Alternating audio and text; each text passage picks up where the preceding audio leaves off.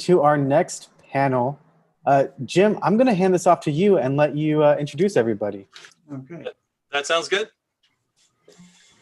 Oh my God. Can you guys make sure you're, all right, well, they've already started without us, but you want to click on the link and. So Matt, are we good to We go? are.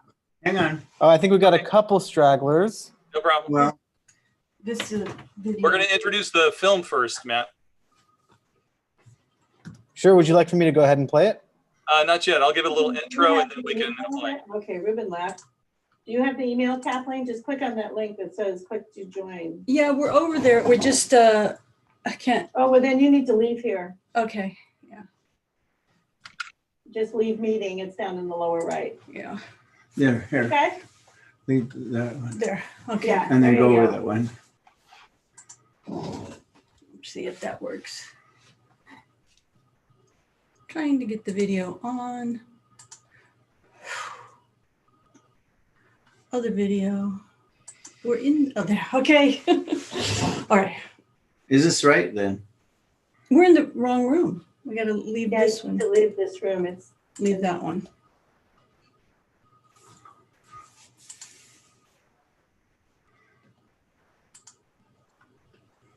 Okay.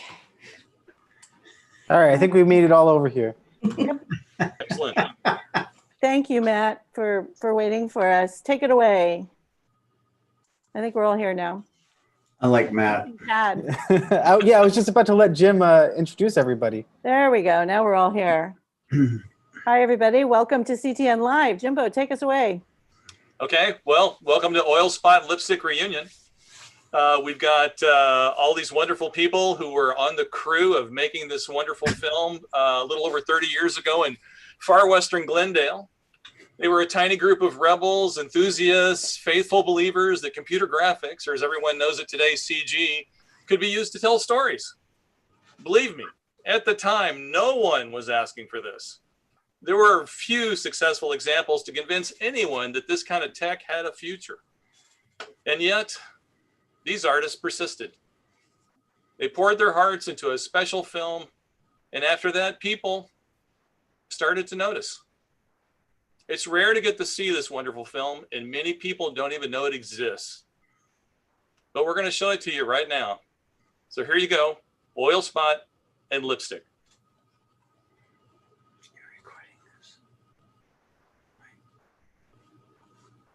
Matt, are you going to play it from your end? Okay, cool.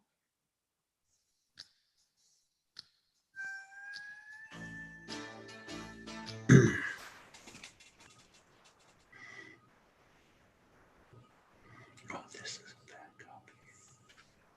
This is a bad copy. Matt, can you turn the volume up? Yeah, they're missing volume.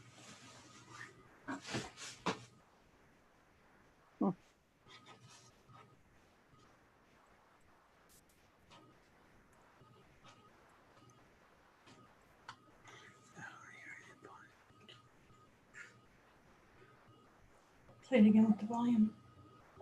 Matt, should we stop this and see where our volume went? Matt, we can't hear the volume.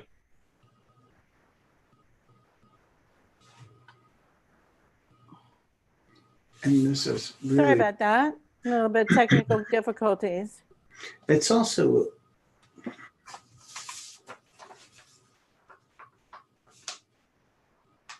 Why isn't that help?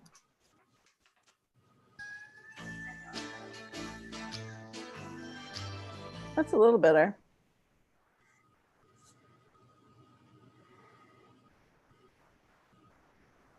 it's so gone. It's so gone. Matt, we still can't hear it. Yeah, it's still gone.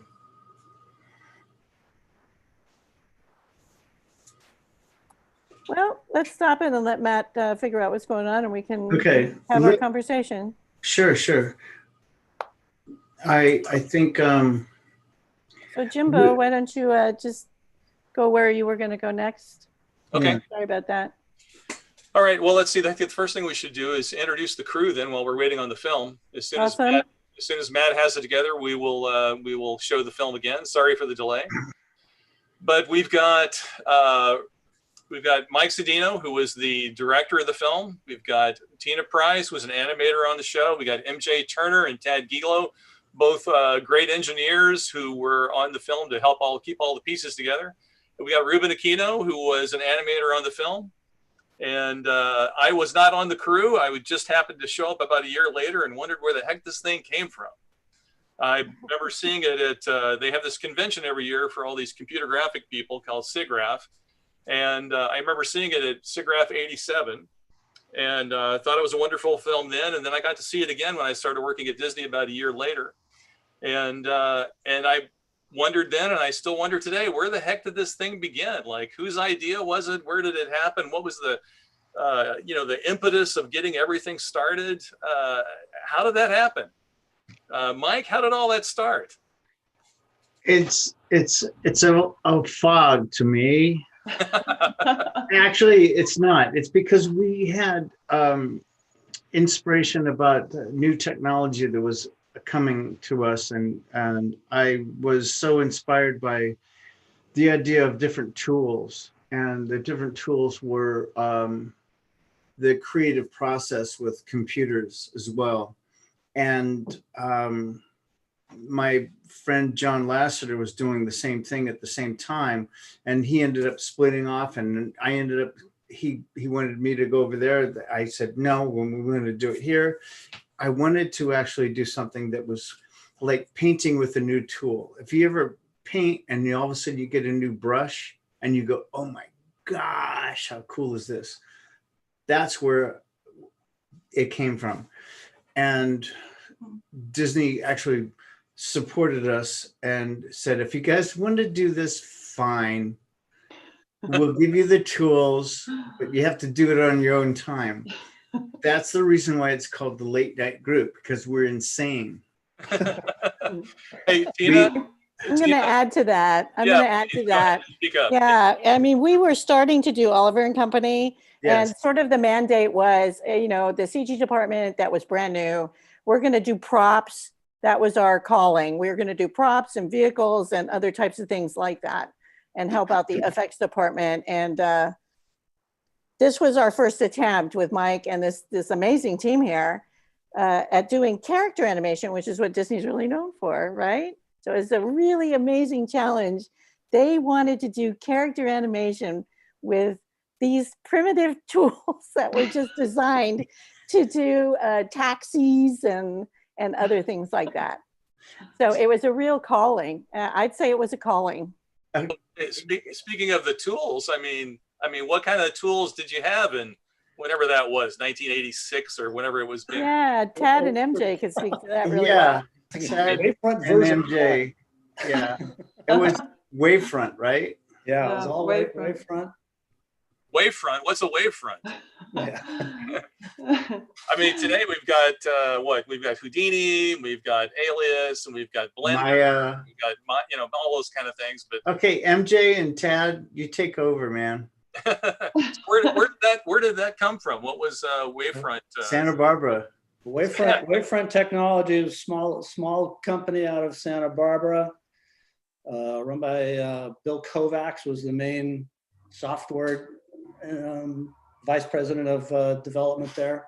Right. And they wanted to, they were building their software, and it was animation software called Preview and Image. They really didn't quite have, they were just getting a model package going. And they really wanted to get into the feature film business and really wanted to get in with Disney. So they bent over backwards to get into our, in there, help us out however they could. There were a couple of cases where I needed to do something and they literally said, well, gee, Tad, we don't have anybody to do that. Will you do it? They sent me the source code so I could change it so we could do hidden line removal for plots. Wow. So the tool set was fresh and new, and maybe not very experienced, shall we say? Bleeding edge is what it was. That's And great. they tried to make it as open as possible so you could write your own things to plug in, but Right. nothing was really there ready to go. So in order to do the things we needed to do, we had to write our own stuff to But make at it work. least they made a place where you could do that within the software. Yes, But before that, you couldn't even do that, I suppose. not really. No, I mean, there were still major problems to solve there. I mean, at that time, we didn't have anything in the building known as Ethernet. Oh, Oh, that's Yeah. right. Or even email. No, it was clickety click. We started email at Disney too. Yeah. Didn't even know what that was. Yeah, I mean, we finally got a little bit of it, but there was no NFS, so we couldn't mount the disk off another machine. So we had to transfer data back and forth all the time. And that's what we wrote. That's all the scripts that had to be written and to send the stuff to a particular machine. Okay, here's everything we need to render it. And then babysit it all night long. oh boy. yeah, there were, Yeah. yeah, we at times did 24/7 coverage between MJ and I. Thank goodness I had I seniority. had a got the hammock in my daytime. office, and I didn't use it very much. But you That guys was- were render farming then back in the day. Exactly. Yeah. Tina has a story about the teapot. Well, we felt like we were breaking, and we were breaking new ground. Nobody was doing this. I said earlier when we were in the green room that, we were the only studio on the planet that was doing hidden line removal, and we were trying to flatten out the renders so it Yep. would match 2D animation, because we were working for a studio that had done 2D animation for 60 years. And we wanted to do character animation and wanted it to look like, Disney animation. So we were breaking new ground, and we brought in many people. We brought in Jim Blinn as a Jim. consultant, and he That's right. his teapot, which has a historical value. He also donated his the Volkswagen model Uh-huh. that we Oh, that's used. That came from Ivan Sutherland. That's right. Yeah, Wow. so it was a real kind of groundbreaking pioneer effort. Tad and MJ were talking to, I forget the names of the guys over there who did the Yeah. silver robot. They had their own studio. Oh, you're talking about Robert Abels? Yes, thank you. Okay. Yeah. Well, Yeah. I was wondering, that sort of leads me into one of my next questions, Oh, great.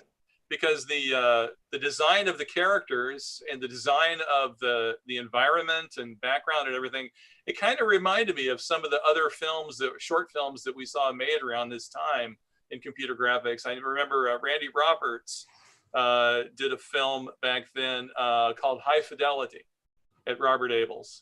And some of the design of the characters here reminds me a little bit of that, but it may just be because it was the lack of tools, that everyone had to make things. But I was a little curious about that, and I know we don't necessarily have the art director, but Mike and Ruben. I mean, the other questions are like, Ruben, how did you get involved with this crazy idea of making this film? Well, as you mentioned, most of us were doing 2D animation, and we were working, as Tina said, on Oliver and Company. And I think timing-wise, it worked out pretty well. Most of us were on that project, and they put the story back into storyboarding for story fixes. Right. So we had a little bit of time on our hands. So it wasn't all done late at night. Some of us actually worked during working hours, but so timing-wise, it worked out. We were able to. You did. How did it first come your way? Pardon me? How did it first come your way? How did you hear about it? I'm not sure. It was, 3 I years ago, a long time ago. Maybe Mike, did you call me? You said you were interested, and I said I need an animator. I need a couple of animators, and Gary Trousdale also helped out. I got to throw his name out there too. Yeah, Because Tony DeRosa was on it, Brian Clift. and Brian Clift as well. And Yeah. thank you for bringing these people up that, yeah, definitely. And Ruben, you need animating support because you need timing. And this is, like you said, an evolution about trying to say how are you going to bring timing into computer animation? And Tina's right. We were doing cars, tricycles, just ambient stuff in the background. And that's where these things came in. And when we were designing, back to Jim's question about the oil spot and lipstick, was we were trying to think about a dog sniffing. And that, I don't know, I can't remember how this came up to that. It should be a dustbuster because it does that. And glasses, and then the glasses on both parts fit. And then, so we started to evolve this character. The biggest problem that Tina helped out with, and MJ and Tad, as well as other people, in the complications about the technology, was actually the spaghetti siphon strainer, was that it's going to be hollow. But with Ruben's animation, that's what it came into, was people learning and knowing animation and timing, you know. And I have a confession to make. Uh-oh. So as you mentioned, the tools were not very user-friendly at that time. Right. There wasn't too much squash and stretch and all that kind of, but we didn't even have, I don't think we used curves much. No. I remember working with a lot of numbers, feeding numbers. Yeah. Straight in, yeah. Software.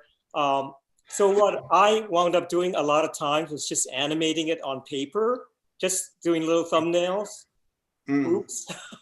And so after a while, you know, I took the training wheels off and started doing it on the computer. But at first, just to work out some of the timing for, like, there's a scene of Oilspot when he trots into the scene. Yes. Or he starts sniffing. And from a trot, he goes into a little walk. So that was kind of hard to figure out on the computer. So I actually did kind of rough it out on paper, shot it, and when the timing worked out fine, then I went into the computer. So I guess that was kind of cheating, but that was not at all. Training No, not with the tools we were using. Not at all. That was not cheating at all. Yeah, doing it the other way would have taken into the ground, which is so easy to do in 2D. And you just draw the feet there and leave it, right? I still use this, Ruben. Yeah. Paper. What is that, Mike? Yeah, what is that? What is this? Yeah. I like paper. Paper with holes in it. Ruben, after all these years, I want to thank you. Oh. Well, yeah, but it was fun. You know, it was a fun project. It was not easy for a 2D animator. It was the first computer animation most of us did, right? Yes, so definitely. Yeah, totally. Definitely a learning process.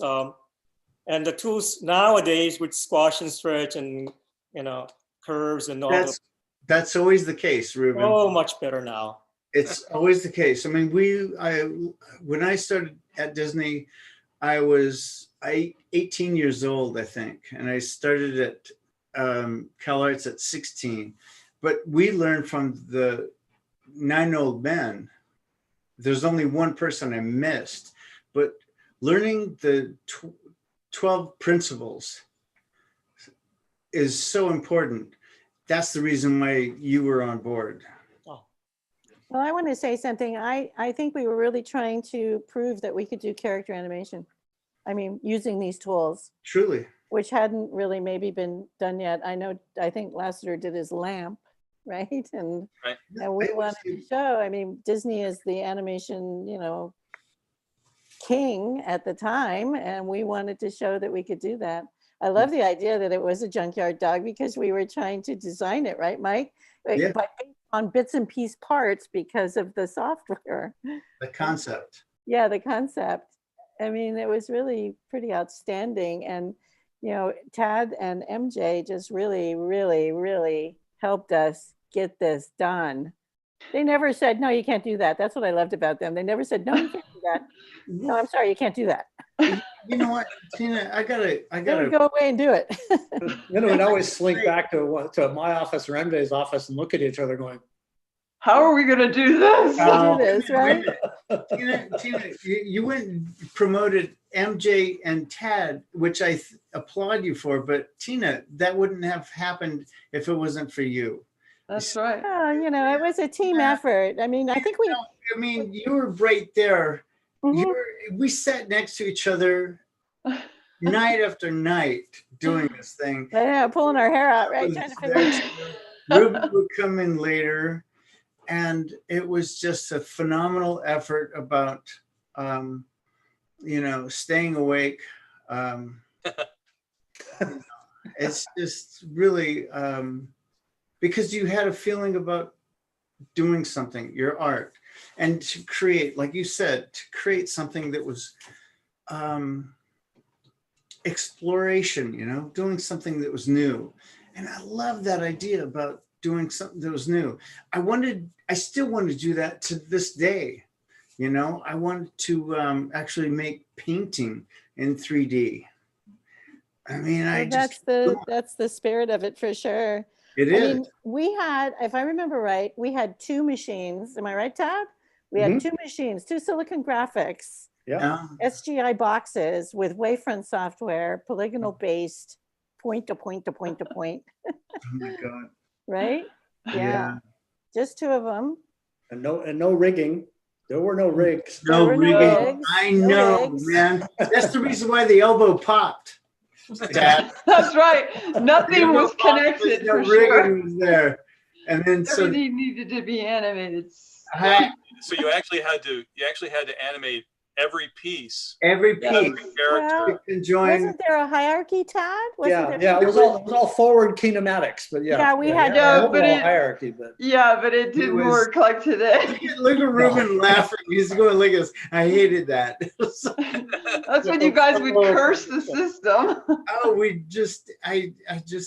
didn't know. It's like when this is something that I said, when you're traveling across the country, you're going from like South Carolina and you want to go to Colorado or you want to go to California and you get into a wagon train, that's all you know is the wagon train.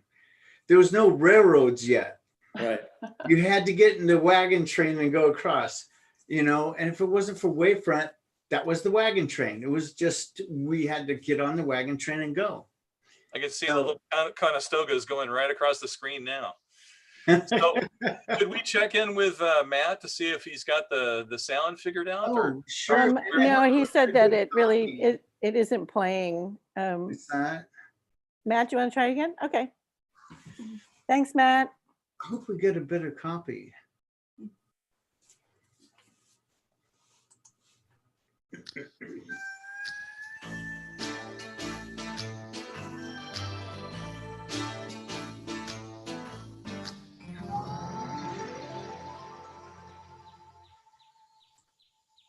Two D background.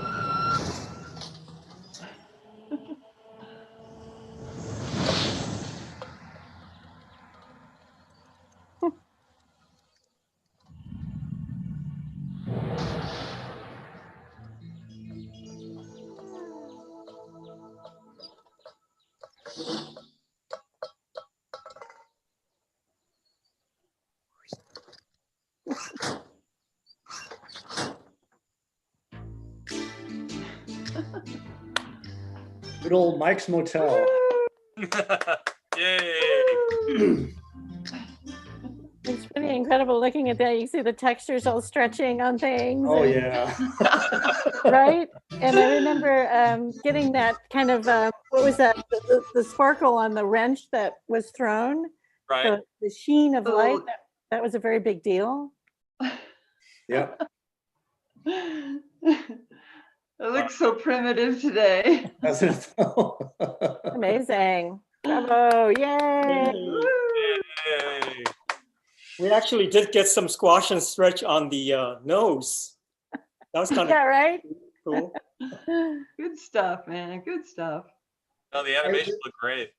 I was just looking for the hotel. I have it on my door, but it's not there now. That little, So do not disturb. yeah, no, Mike's Motel. Yeah, do not disturb. Yeah.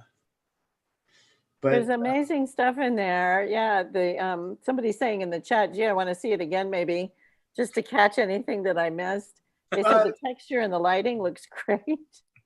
I think it would be really cool if we could get a first copy, you know, to where it's not so rastered out, you know. Yeah, did it just disappear? I mean, how come nobody can get it for us?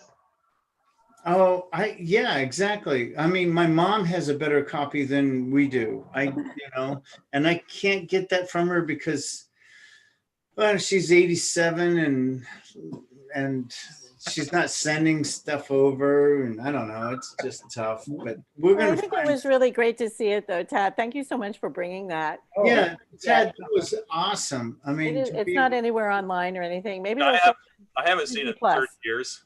So that was nice. Yeah, it was really Awesome, nice to Ted. see it. It was Actually. really nice. And Definitely. I just love the motion on Oilspot. It looks great. I think that was Ruben. Yeah. Well, I did one couple of scenes, but it was not easy. But it was fun. It was fun. It was a fun project, but boy. Patient. It was, yeah. Well, let's see, the premiere date was July 28th, 1987 at SIGGRAPH, at the SIGGRAPH conference. I was that in LA that year? I can't remember. Anyone know? It was in Anaheim. So we were right down in Anaheim. Disneyland. Okay, Yeah. okay. Yeah. But I understand that you guys actually started working on the idea long before that. When did it actually begin? Was it a year before or 2 years before? When did it start? Anyone remember? Tina I probably think it was. was a year Yeah, before. you know, we were working on Oliver and Company, so it would have been about a year before, probably. Yeah. Because we had 86. models already made. Like I said, I was talking to the guys earlier that the monster, his head is actually Sykes' limo upside down from Oliver and Company. So we were sort of using some models that we had Things were already just laying around. making. Yeah. The cement mixer, which is the body of the monster, that was a vehicle in Oliver. That's and right. Oliver and That's Company, right. yeah. That's right. Yeah. The Volkswagen was an Oliver and Company. Yeah. We started to think about what library could be built at this point. That where's somebody having a library of this technology, and that's where Tina was talking about Jim Blinn about the teapot, and furthermore about like who's got a library of technology about like being able to model something, and Who's then got stuff we can use? yeah, exactly. And that was Right? the earliest rendition of something that was fun. And then seeing that teapot and then cutting into that was, I guess it was what they call a little, a little rabbit, little bit of a joke in the middle of everything. But it was really kind of fun to just try to use everything we could.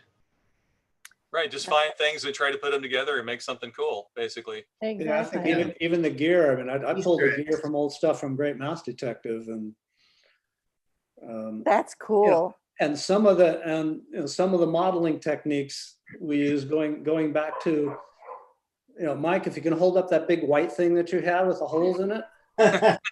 Paper. Paper? I modeled some of that stuff on a piece of graph paper. See these holes? And Drew, and yeah.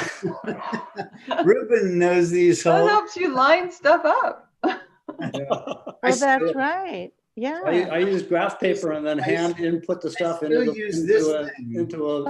an OBJ file format. See this? It's Wow. called pencil. Hey, Tad, didn't we put crosshairs on? Oh Oh, yeah. yeah. Mhm. That So was that we could make sure things lined up? No? Yeah, that I'm we would remembering have done something. for plots that we needed to line up 2D animation too. Right, Yeah, when we were absolutely. Yeah. when we were printing stuff out, because on Oliver and Company, we didn't render anything, or did we render anything? If we did, most of it was, Hand painted. yeah, hand most painted. of it was We run just through did the Ted. lines. Exactly, and then printed it out on paper and then scanned it into the digital ink and paint system. So the digital ink and paint department could paint the Could cells. paint it, yeah. Right. Well, Oliver and Company was all hand painted. Yeah, that was hand Oh, painted. That actually, wasn't I'm it. wrong. That wasn't Really. caps. Yeah. His That's why there was boiling on Sykes' limousine.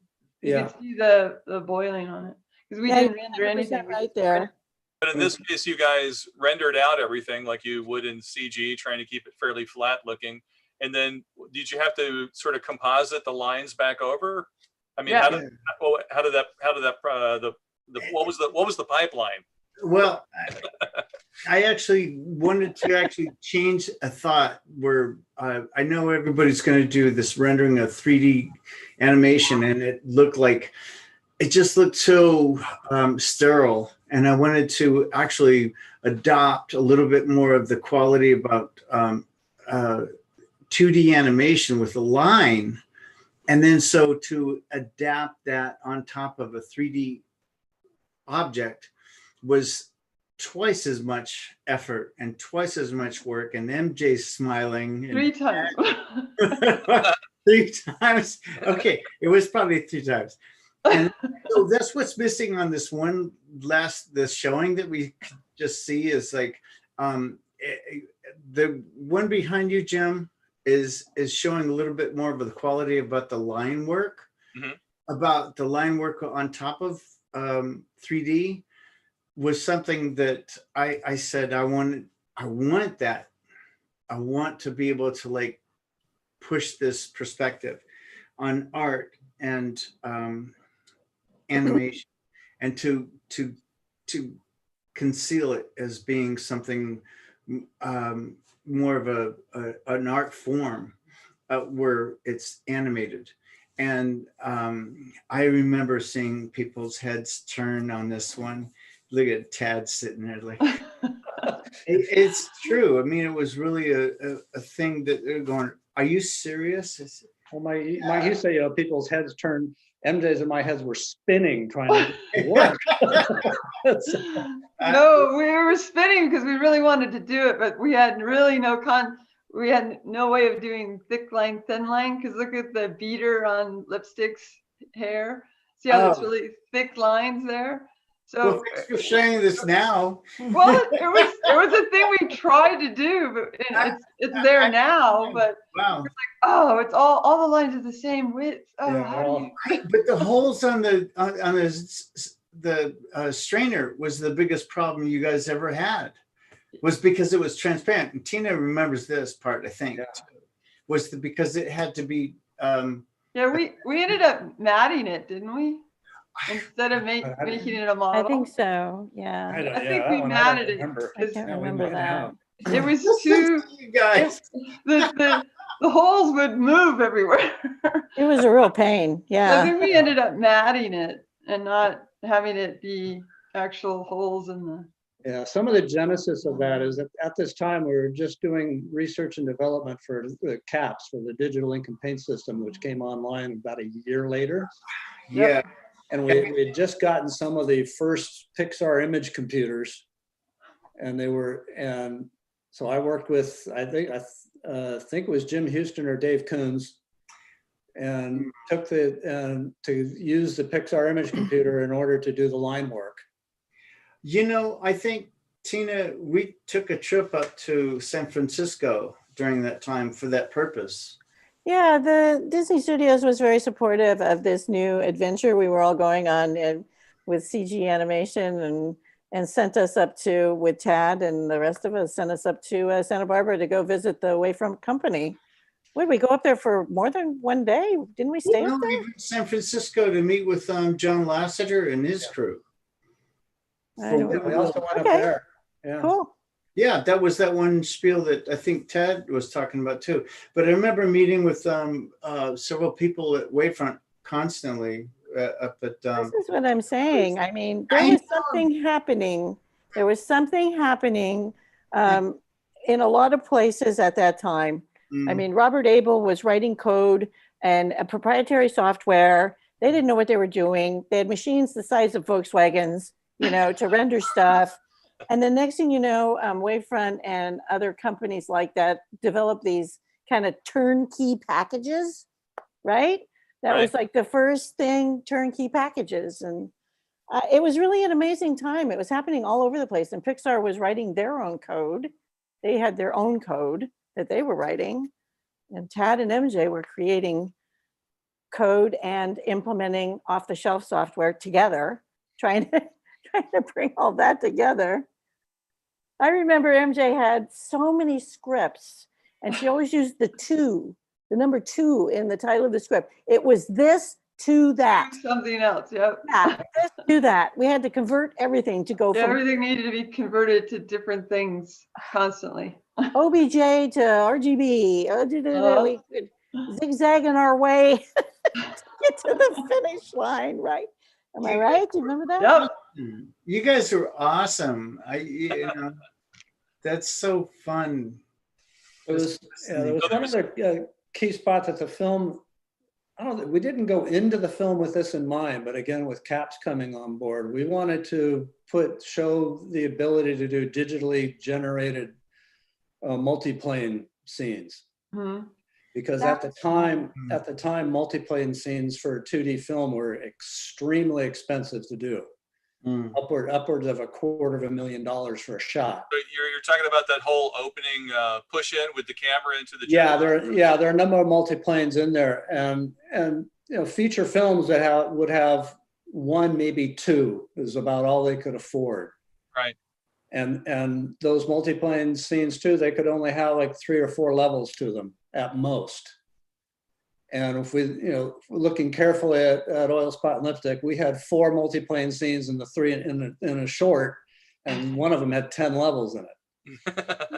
That's right. That was so fun. It became a way that we could sell the idea of computer graphics and digital systems being used at Disney Animation.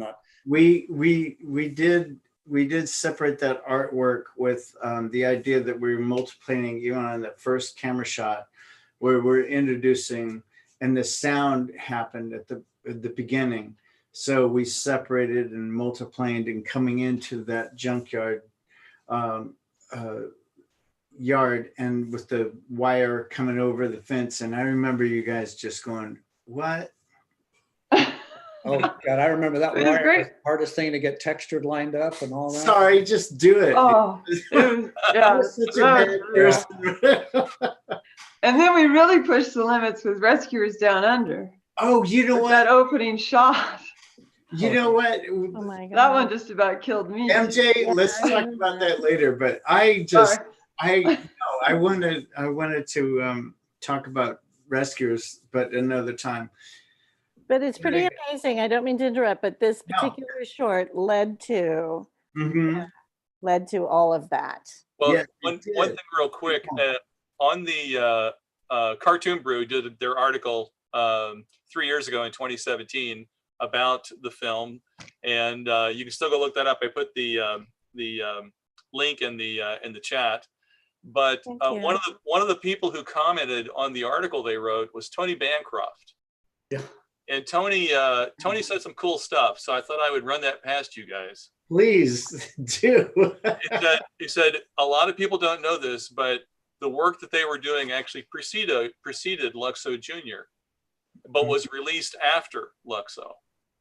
And it helped prove that CG could be done at Disney. Not everyone believed that it could. And the team who worked on this are all underappreciated pioneers of CG animation, for sure. I feel like I gotta do this. Please do the Wait, Nobody wave. knows who we are, but that's okay. like this, it's like, Yeah. Well, that There was, we are. Brady Bunch. I don't know. Yeah, Ted, what do you think about that? I'm sorry. Yeah, Dad. Oh, well, part of it was because we were doing the research and development on caps, and there was a very specific mandate by Mr. Katzenberg that we didn't want to be talking about technology use within Disney because we wanted to keep it proprietary and inside as competitive advantage. And it was years before we were able to tell anybody that we did anything digital. So it was after Beauty and the Beast for sure. yeah, that's right. Yeah. It wasn't until after that it became so apparent. Oh, well, that was the only way they could do the ballroom scene. So yeah, they have to be now. And nobody knew that Rescuers Down Under was the first one. Yeah, that's right. That was like the hidden secret. We weren't allowed to talk about it. It's like, Right, and it's so seamlessly blended, you couldn't really tell. Well, the camera shot going all the way across the. The opening shot was a Yeah, that was takeaway. pretty- You're right. Pretty That was blatant killer. right there. I'll say something about that. We didn't render that bushwhacker. If you want to move on to other projects, right? Well, MJ Turner wrote a RGB to something or something to RGB so that you could input those numbers into caps so they could paint and fill Yep. Did you really, MJ? Oh, but the grid was the texture. You're funny. Wow. Amazing. Yeah. Oh, you know what? They had a little plug-in so they could do the color picker for it. Oh gosh. I think we're just opening up a can of worms with this wonderful Yeah, thing. we'll have to get you guys back together because there's a huge history here. I just think that, like you said, Tina, you brought this open, and to see even like Ruben talking about animation and bounce and stretch and all this kind of stuff that happens with our first attempts with computers. It was crazy. And not even having links with joints happening. It was just mind-boggling. That's the reason why Wow. that popped out, and I think I'm glad that Shaq popped out, Tad, because Like I said, a fun we didn't have the story. technology to realize that, it's jointed. We had It's to connected. we actually had to connect it all the time. I'll And actually say something. You just reminded me, Mike, yes. of that particular time period. And you brought in Ruben and you brought in other traditional animators. Tony. There was a vibe at the time. There was a weird vibe going on that maybe the computer animation software was going to take over their job. That's a good point. There was definitely that. Do you remember that? Right when you were talking, it reminded me. It was like, yeah, there was this vibe yeah. going on. And so, which you was know, really ridiculous because it wasn't going to happen. But no, I'm part of that vibe, Tina. were you worried? I was there for that purpose of that vibe, thinking that John Lasseter and me, we were college roommates at the time. And we were just going, where's this going? I want to investigate this. I want to do this.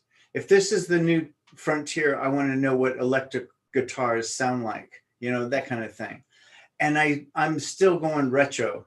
I'm still learning with pencil, but Kathleen's making me understand a little bit more about, and everybody else is, about the technology being a part that you have to actually be aware of. And it's great. So this film really helped that, it helped. It did. Yeah, absolutely. I think that this little films like this that had big ideas on how to get things done, that knew who their audience were and the people that were going to be seeing this, and also just the sheer entertainment of it to attract attention to itself. It was one of those things that I think afterwards it turned a lot of heads. A lot of people went, wait a minute, this can make a big difference in the way that we do things with this new technology, even though it's a little crazy now to get things done, much easier than some of the ways we've been doing it traditionally. You know what? There's several things that I want to bring up that I thought that in the way of technology. We did mapping, we did rendering, we did things that weren't really acknowledged before. We, like Tad was saying about the levels of multiplaning. Multiplanes. Right. And that thing. And also, besides the fact that we were doing mapping of textures on three-dimensional objects, plus adding lines to it. These guys had to have gone crazy with what that we were trying to accomplish. And if it wasn't for these guys, I mean, this is and was the basis, is the crew. Yeah. I think, Tad, didn't you take a lot of this, what you learned at your time at Disney, over to Iron Giant? Absolutely, yeah. Yeah. They use the same techniques. So yeah. Didn't the giant have lines around him? Yeah. Yeah, those were fully rendered. Okay. Well, Damn, Brad. They were image Brad took processed. my idea. They were image processed. They were processed. Come on. They were processed. Okay. They were image processed to create them and then You know the difference. Yeah. It's the Well, best way I mean, to do it. Yeah, a year later, we were still plotting out things on films at Disney, and I assume that plotting software was still probably the same stuff you guys used. Well, there's another little thing. I wrote all the plotting software, and then we ended up giving it. We horse traded with Wavefront, and Wavefront turned around and took that code, and we horse traded for like a maintenance on a machine or 2 machines or something like that, and that became their product that they sold for plotting out stuff to architectural firms and anybody else that wanted Line renders. do Right. line renders or yeah. Yay, Tad. Wow. Bravo. Awesome. Did you So get yeah. a sandwich or lunch out of that, Tad? What's that? Did you get a lunch out of that? Man, that's awesome trade. Yeah, we got free. Yeah, that was the horse deal that Dave English made. Hey, you know, Horse trading. and I hope Dave is doing all right. Yes, he's retired. Yeah, I talked to him a know couple he months did. ago. Yeah, he's camping probably. He wanted to go camping. So we have a couple of questions in the chat if you Oh, want to good. share what they have to say. Yes. Have Sure. you ever considered animating this short film again with current technology? No? Why? No. Short No, it's answer, hard to no. do that, right? It's hard. It was a passion project, and we did it. And a I don't purpose. think we want to go back and look at it. No. Look back into it, right? There's another question here. In 1982, inspired by the groundbreaking film Tron, Glenn King collaborated with animator John Lasseter to do a 30-second test. Yes. Sendak Where the Wild Things Are, Right. which was optioned for them by Disney executive Tom Lehigh. So you guys just started the ball rolling, totally, right? Yeah, I remember that too when Glenn and I were talking because we worked side by side for 20 years, and he was going to go on to working with John.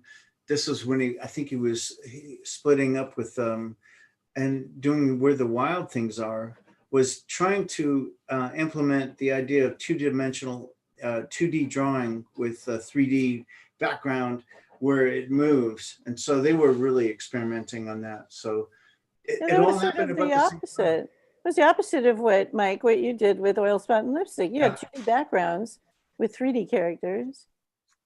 Yeah.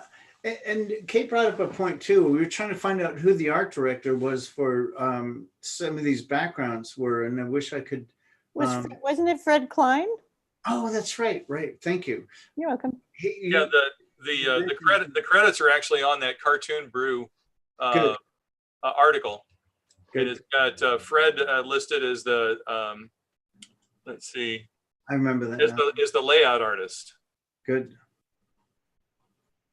Yeah, because we had a lot of things that we had to compile with saying that that this image is going to go this way, this image is going to go this way. And so the idea that we were doing multiplane was kind of a concept that he had to like figure out too. So very cool. Thank you for bringing that. Oh, and then we had to line it up so we could do it the way animators like to work, in fields, not in. Mhm. Oh, that's right. So we had to Oh, get yeah. the whole camera, get the whole 2D camera arrangement all set up for That's that. right. I remember that. I forgot about that. That's right. Wait a minute. Tad, I think we had a discussion about this one time, maybe at Sony, where you had basically done all this work to get a 2D camera lined up with the 3D camera, Yeah. so that it all just worked. Is that correct? Was it Yeah, done? On this, I did on this it. project? I did it for Iron Giant. Wow. Okay. But it yeah. all sort of began with things like this, doing the multiplane work for the animators at Disney. Right, and it's just, you know, some of the things like Tina and Mike were saying. It was the passion that was behind it, because some of these things we wanted it to work this way, the way that artists were used to it working. Right. So we're getting Right. in the same language. Right. And yeah, and it comes down to a lot of it. I can say, yes, it's Oh, just that's math. right. But, you know, Yeah, but that's right. I remember now. I remember, if I can just paraphrase it, you were dealing with a wide angle lens, the lens sizes, and how far away you were, and that would be a 12 field. right. And then you had figured it all out, because we were used to dealing in fields Yes. from the 2D world, and you helped us understand. You gave us the language that we were used to. That's huge. Yeah. Instead of just pushing the camera in, because everything came from scene planning in the future, Right. had to deal with fields. Amazing. Just amazing. Wow, that's good to hear back, because every time we talk to our students, we're talking about aspect ratio, and I never thought about what you guys had to go through. So I applaud you guys and thank you guys. I mean, man, if the crew is the whole, this is the whole deal, is Oilspot and Lipstick is the crew. Seriously, I'm gonna get teary-eyed thinking about it, because it's the crew. Well, did we call ourselves the Hardcore Four? Yeah, we did. We called ourselves the Hardcore Four. True. And how long did it take? How long did we spend on it? Do you remember? We spent on Ruben, how much time? Because you put your. It was so long ago. I don't remember. It was several months, right? You're the animator, man. I mean, you animated And it's SIGGRAPH usually. SIGGRAPH is usually like in June, July-ish or something, August. yeah, premiered the end of July. I think we were still doing stuff in 86, June. 87, something like that, or. But you were working on another picture at the same time. We've worked together so many films, Ruben. Wait a minute, we worked Must have together. been at least 8 months. Yeah, no, Pocahontas. Ah, Carlton. I inherited your character. Yeah, I know. Yeah, we worked together for a long time. Yeah. Well, it's super impressive. I mean, I just was telling Jim and you guys before that this is the kind of spirit that, you know, makes things happen. And you guys just did it, you know. I mean, Jim was asking us, you know, did we pitch it? Did we get permission? No, we just did it. We had an idea and we just did it. It And- was Yeah. an amazing time, like you said, Tina, where everybody was just trying to figure out, how can I do this with this technology? I want to do something cool. I want to do something that you know, really will connect with people. How can I do this with these new tools? And it was what so many different places were trying to do. And it was great that there was a team at Disney who has managed to take this amazing appetite for technology and make it into this fun little film. I like the word appetite works so well, because this whole thing was a team.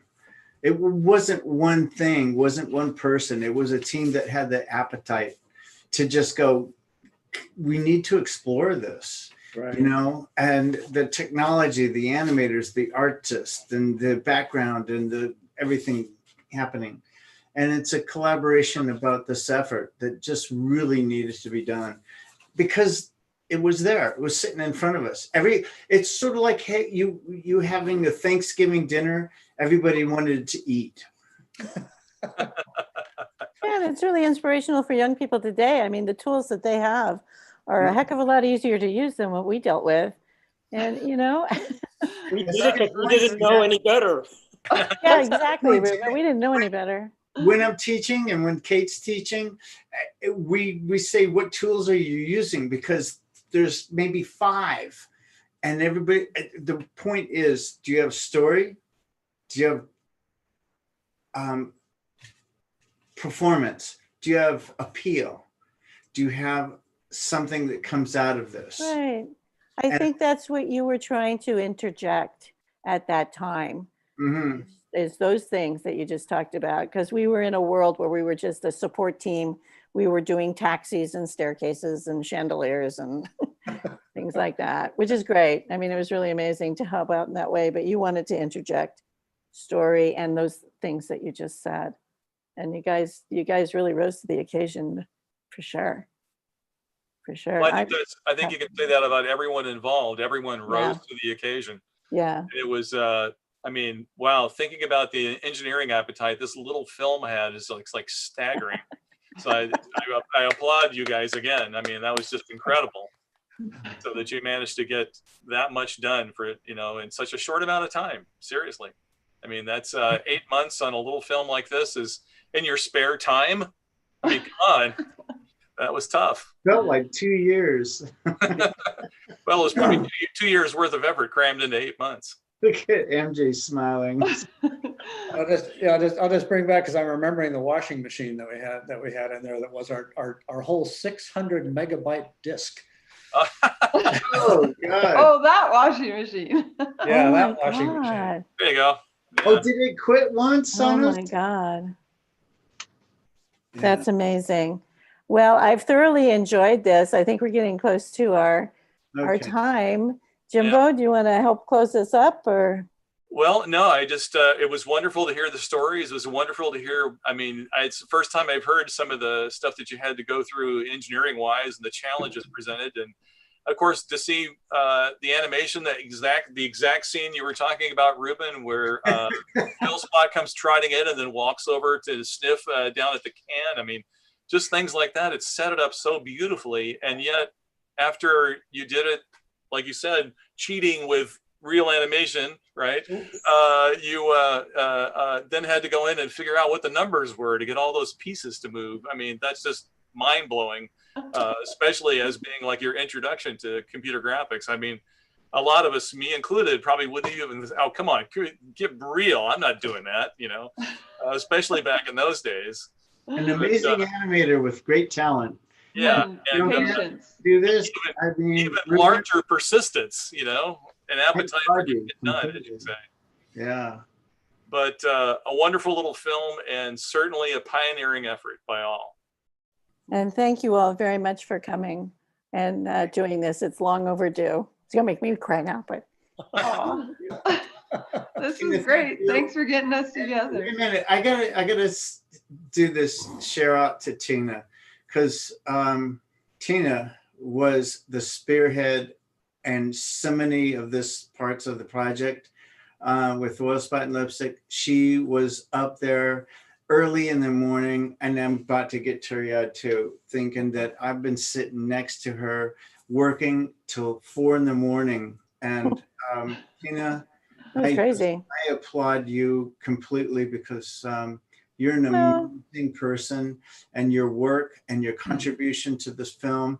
And Women of Animation, man, to be on stage when you were there was awesome. MJ, you should have been there too. But, it's awesome. Tina. It was an amazing opportunity, Mike. It was, I'm proud to know you guys. I think about it often, I really do, because it was just so amazing. And I think about that digitizing tablet that was like 4 feet that we would 4 by sit. 6 feet. Oh God, remember that? The pin. Yeah. Oh, Click, click, click, Don't click, remind me. oh, Jesus. We had to input all the points. I'm sorry, we had to input all the points for 3 different views, front, side. And we did that on the staircases and things like that with Yeah, so I have very fond memories. I think No, this they're not conversation, they're this not con- fond. I think this conversation needs to continue, and I'd love to have you back and do a follow-up and talk about some of the other films that came after this. So Tina, thank you nice very to much. you. Thank And I think I'm gonna close the show. If you help me close the show, we're the last thing of a week-long event. Matt, if you want to help me with the cameras, and I'll close this thing up. Thanks, Tina. Thank you. Don't go away. We're all going to close the show together. So everybody out there, CTN Live, thank you so much for being here. Thank you, Burbank, for co-hosting this event with me and showing the animation community how much you care about us. We really appreciate this during this time. I'd like to thank our amazing CTN Rockstar team. We're another hardcore 4 following in the footsteps of what you just heard. Alicia, Matt, Jacqueline, and Jessica, and myself put on CTN Live. Special big shout out to all the amazing creatives, including, who's here with me now, but who came all week. We hosted over 100 sessions. Oh my God. Yes, amazing. I'd like to take a moment to acknowledge also those people that we lost this year. We lost Sid Mead, the amazing Sid Mead. We also lost Kobe Bryant from Deer Basketball. We lost Sue Nichols, our best friend from visual development, and and Kelly Asbury. We lost Kelly. Yeah. Kelly. Oh, Right, who was Yeah, we the lost Kelly, co-director of Spirit, and many other things. To all of you out there, I'd like to say goodbye to 2020. I think we've had it with 2020. Absolutely. And here's to kicking ass in 2021, and I'll see you all online. Love you. Thank you for being here. Thank you. Matt, Thank you you, can close Tina. us out. Thank you. Bye. bye. I didn't know Kelly died.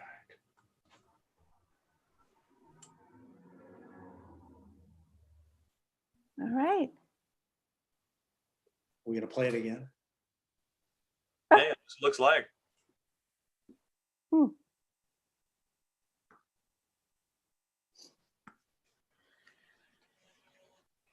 I think there's still no volume there. Yeah, I'm not hearing anything.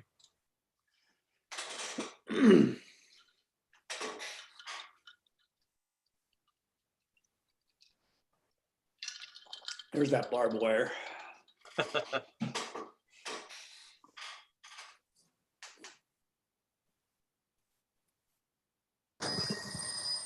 Oh, there we go.